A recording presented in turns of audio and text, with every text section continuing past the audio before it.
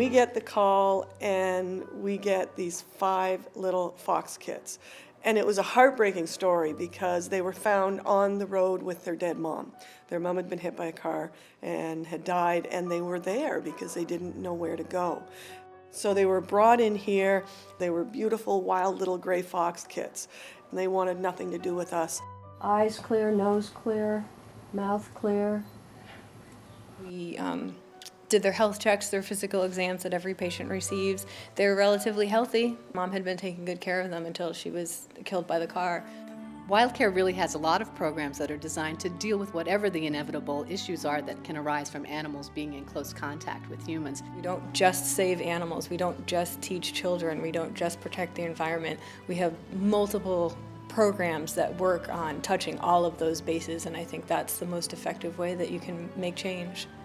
The cycle of programs at WildCare is really designed to go cradle to grave in terms of educating children very early about nature and how to interact with nature so that they're informed before they're even adult and able to really go out into the world. WildCare's hospital saves individual lives, but WildCare's programs save more than just individuals. All of our programs are designed to help people live well with wildlife. So there's our wildlife hospital, there's our environmental education programs where we go to schools, we bring kids out into nature, we offer camps, we have student volunteers, and over 40,000 people go through our programs each year. WildCare's nature education and environmental education programs are really based on the teachings of the legendary Mrs. Terwilliger, fondly known to all of us as Mrs. T. Her mantra was, teach people to love nature, people will take care of what they love. What I do here at WildCare is trying to get people to connect with wildlife, and that includes not only school children, but also families. One little girl said to me, you know, I was really afraid to come on this trip, and I really didn't want to come. And she said, I'm so glad I did because everything about it is so fun. And to see her make that transition from fearing nature to thinking that nature was a wonderful experience is really what it's all about. In addition to our educational programs, one of our most important areas is our wildlife hospital, because inevitably, as we have cars and people coming close in contact with nature, there will be situations where an animal is injured.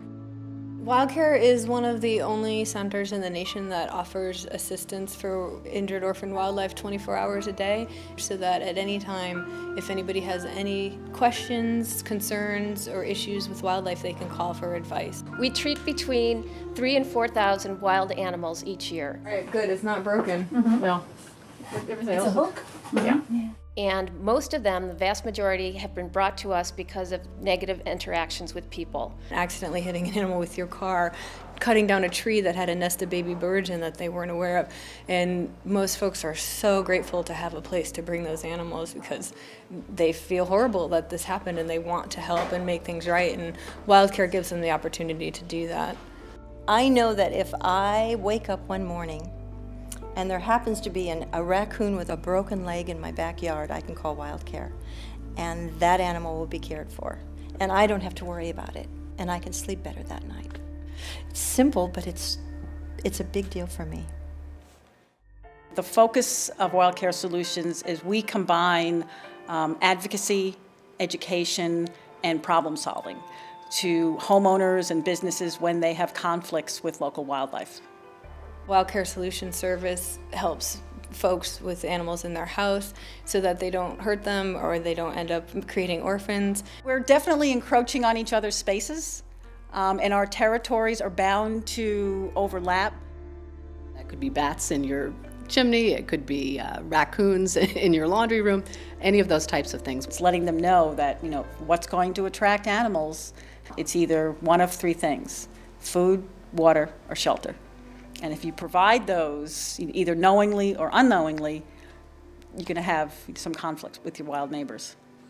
And very often animals are simply acting on instinct. It's very natural for a skunk to want to find a nice warm place to have their babies, but that might be under your front porch.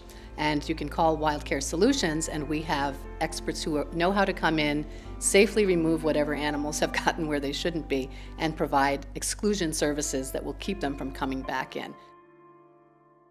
One of the programs that I am most proud of is WildCare's foray into the world of advocacy. The work that we do here in the hospital is so important, but it's just a symptom of the bigger causes out there.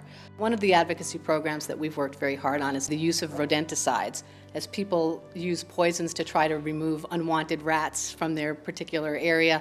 What they aren't realizing is very often those rats are then eaten by other animals further up the food chain. We test every predator animal to find out what levels of poisons are in their blood, even if that's not the reason that they came in, because we're trying to compile the data and really make a case to stop the use of these horrible poisons. It was a pretty amazing day. I've been here 14 years, and when I first started, we very rarely got gray fox because they were going through a distemper epidemic. So there weren't a lot of them around. They spent 3 or 4 months here growing, learning how to forage, learning how to hunt. And to be able to watch these animals that you know wouldn't have made it out there and then watch them released is truly amazing. We had a couple of volunteers and staff members who had worked with them and basically set all the carriers out for them, and one at a time would just kind of prop the kennel doors open, and most of them were too scared to come out. They were cowering in the back where it was safe and dark, and we had to give them a little nudge, and then as soon as they figured out it was time to go, they were just gone in a flash.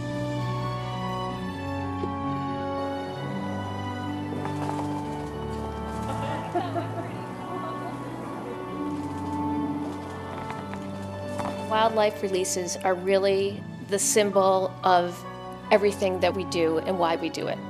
When all those people come together and know that you've done the best that you can do for this creature and it goes back home, that makes everything worthwhile. The first time I visited WildCare, I began to cry. And I might right now if I'm not careful. It's just, you can feel it. When you walk in that gate, you can feel it, and you don't forget it. You see it, you touch it, and you know it.